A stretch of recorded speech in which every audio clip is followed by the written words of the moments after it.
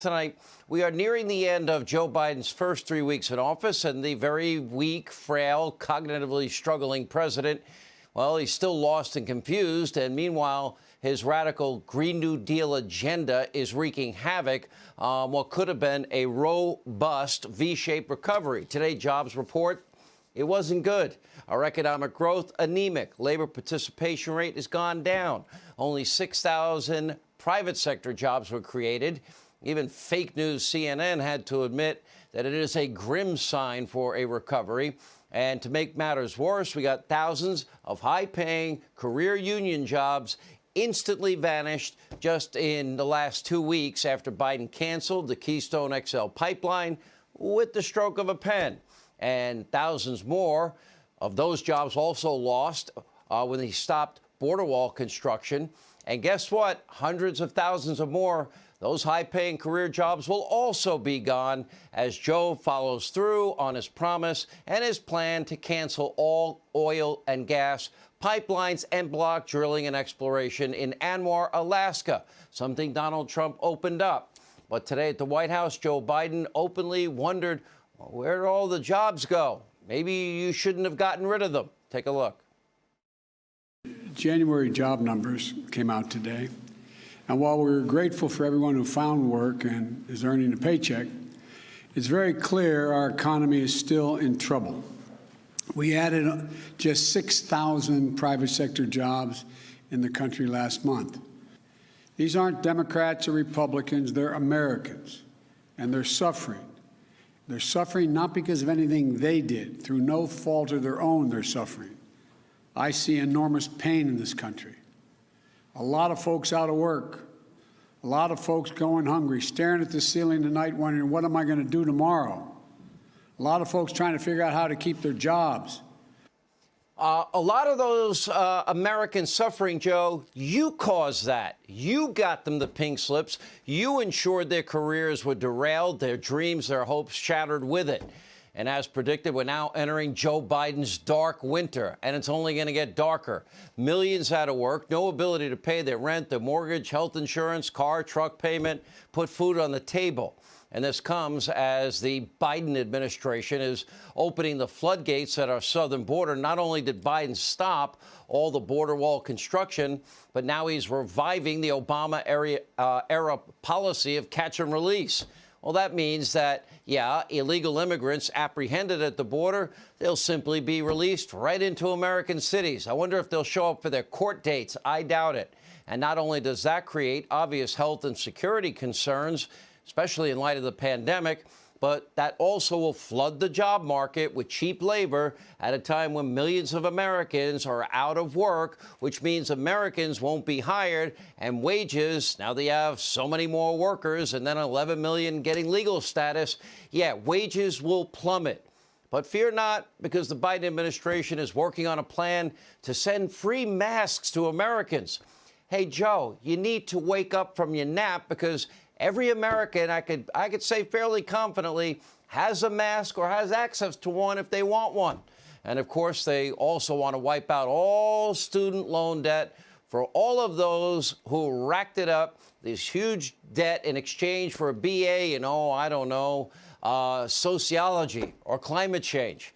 And meanwhile, Joe Biden's promise to send $2,000 direct payments to Americans, well, that now has been reduced to $1,400. A $1,400 plan to maybe send payments to some Americans. And even far-left actress Susan Sarandon, she's angry, calling Biden out on Twitter. If voters feel like Dems are pulling a bait and switch, do not be surprised when they don't show up in 2022 or 2024. And while Susan is uneasy, most of the radical socialist progressives in the Democratic Party, they seem to be elated.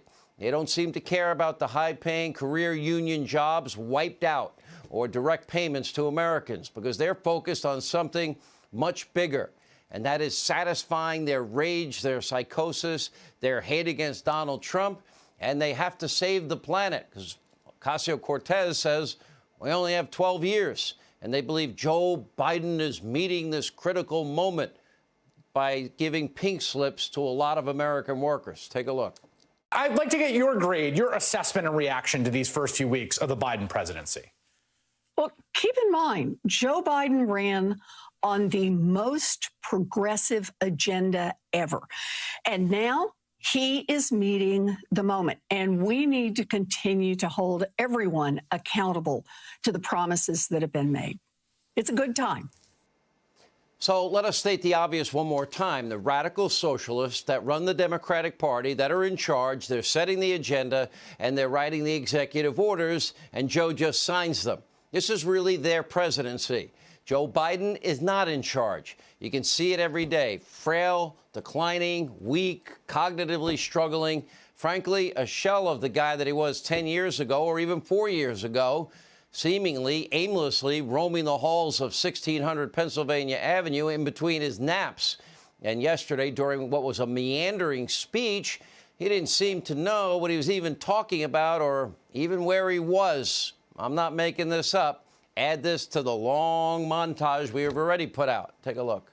Challenging the will only to be solved by nations working together and in common. We can't do it alone. That must be we must start with diplomacy. Take on directly the challenges posed by our prosperity, security, and democratic values by our most serious competitor, China. To reinvigorate our leadership on the LGBTQI issues. Going this way. Thank you all. Which way do I go? The LGBTQCIPXLY. Oh, sorry. Sorry.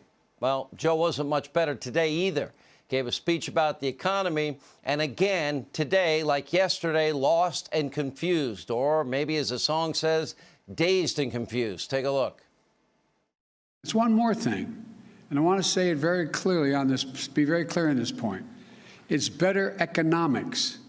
It not only addresses the immediate crisis we're in, it's better for the long-term economic health of our nation and our competitiveness. Don't take my word for it. Just look at what leading economists across the nation have said and in the world and across the ocean have said. The nonpartisan Brookings Institution has looked at the American Rescue Plan and said the GDP will reach pre-pandemic projections by 2021, meaning we'll have recovered by end of 2021. Much sooner, by the way, than if we do nothing. Okay, let's compare that tape to 10 years ago. Per usual, Joe took 0 questions after that train wreck of a speech, and he's reading the teleprompter. And this weekend, he's headed to his family home in Delaware for a much-needed rest and relaxation. He misses his hideaway bunker and the birds interfering with his prepared speeches or his moments with his sunglasses. Joe's definitely going to need to recharge because in just a few days, the second unconstitutional impeachment with a predetermined outcome. And before passing a COVID relief package or an infrastructure package or getting kids back to school, Democrats will now devote their time, their efforts, your money to another pointless political smear, one last great shot at former President Trump. This is what unity looks like in Joe Biden's swamp in Washington. Democrats play destructive political games. You, we, the American people, you get left holding the bag.